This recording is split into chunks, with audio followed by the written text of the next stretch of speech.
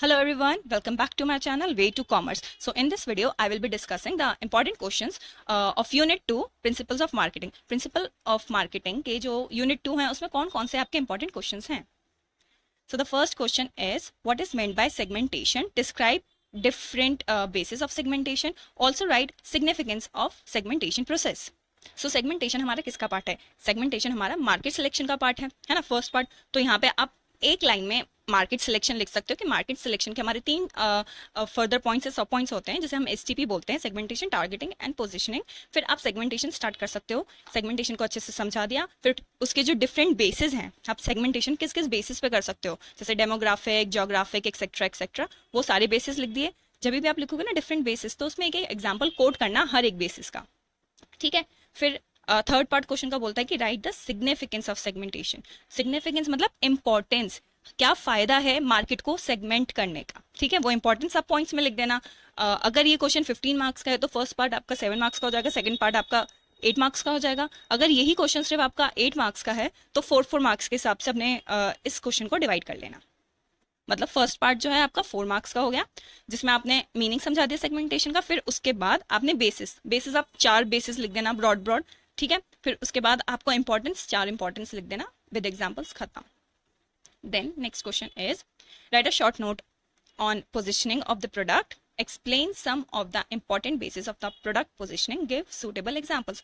Product positioning बहुत important आपका topic है फ्रॉम सेकेंड यूनिट, ठीक है. यहाँ पे आपको सबसे पहले समझाना है व्हाट इज प्रोडक्ट पोजिशनिंग. फिर उसके बाद आपको डिफरेंट बेसिस, जिसके बेसिस पे आप अपने प्रोडक्ट को पोजिशन करते हो, ठीक है, वो समझाना है.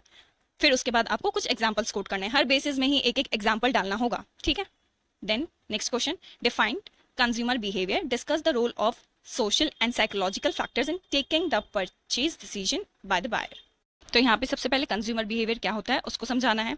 फिर उसके बाद आपको सोशल एंड साइकोलॉजिकल फैक्टर्स जो हमारा परचेज डिसीजन को अफेक्ट करते हैं वो पॉइंट्स लिखने हैं, विद एग्जाम्पल्स लिखना. चाहे एग्जाम्पल अलग से लिखा हो ना लिखा हो क्वेश्चन में, आपको एग्जांपल्स के साथ ही सारे आंसर्स अटेम्प्ट करने हैं, जब भी आपका आंसर एक कंप्लीट आंसर लगता है. देखो ये जो है ना डिफाइन कंज्यूमर बिहेवियर, ये अलग से भी क्वेश्चन आ जाता है आपका कभी कभी 5 मार्क्स के लिए. तो कंज्यूमर बिहेवियर की डेफिनेशन है ना, या फिर कंज्यूमर बिहेवियर का एक शॉर्ट नोट 5 मार्क्स का अच्छे से पढ़ के जाना. Then next, explain the various stages in the consumer buying decision process. Briefly explain the factors affecting the consumer buying process. तो सबसे पहले यहाँ पे आपको क्या करना है, डिफरेंट स्टेजेस बतानी है. पूरा आपका कंज्यूमर बाइंग डिसीजन प्रोसेस, जैसे नीड रिकग्निशन है, इंफॉर्मेशन सर्च, पूरा 5 जो पॉइंट्स है उसको अच्छे से एक्सप्लेन करना है. देन आपको जो डिफरेंट फैक्टर्स है ना जो हमारा बाइंग बिहेवियर इन्फ्लुएंस करते हैं, जैसे cultural factors, social factors, personal factors and psychological factors, तो वो चारों फैक्टर्स आपको लिखने हैं, उनके सब पॉइंट्स लिखने हैं थोड़ा थोड़ा, और एग्जाम्पल दे देना कंप्लीट. इससे पहले वाला जो क्वेश्चन था हमारा क्वेश्चन 3, उसमें भी हमारा सिमिलर क्वेश्चन है. इसमें हमारा एग्जैक्टली गिवन है कि आपको सिर्फ सोशल फैक्टर्स और साइकोलॉजिकल फैक्टर्स ही समझाने हैं. लेकिन ये जो हमारा 4th क्वेश्चन है, इसमें गिवन है कि आपको सिर्फ कोई से भी फैक्टर समझाने हैं जो हमारा बाइंग बिहेवियर को अफेक्ट करते हैं. तो अगर आपको चारों फैक्टर्स नहीं याद आ रहा है तो आप 3 फैक्टर्स भी लिख सकते हो यहाँ पे, ठीक है.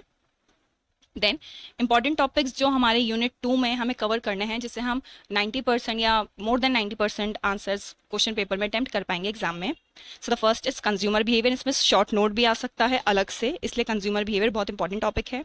Then consumer buying process. Consumer buying process को काफ़ी तरीके से पूछ लेते हैं, कभी कभी सिर्फ कंज्यूमर बिहेवियर प्रोसेस लिख के बोल देते हैं, या कंज्यूमर बाइंग प्रोसेस पूरा लिखो, जैसे अभी हमारा क्वेश्चन नंबर आई थिंक 3 में था.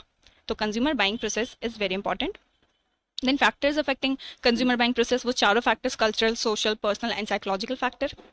Then segmentation and basis and significance of segmentation. जो हमारा 4th और 5th है, segmentation का ही तो पार्ट है ना, segmentation, basis and significance, तो एक ही टॉपिक हो गया segmentation. Then product positioning. Product positioning बहुत इंपॉर्टेंट है यूनिट 2 में. प्रोडक्ट पोजिशनिंग अच्छे से करना, प्रोडक्ट पोजिशनिंग के जो बेसिस हैं वो भी अच्छे से करना. So thanks for watching the video. I hope आपको ये क्वेश्चंस इंपॉर्टेंट समझ आए होंगे, आपको कैसे अटेम्प्ट करना है, and this will help in your exams. Thanks for watching.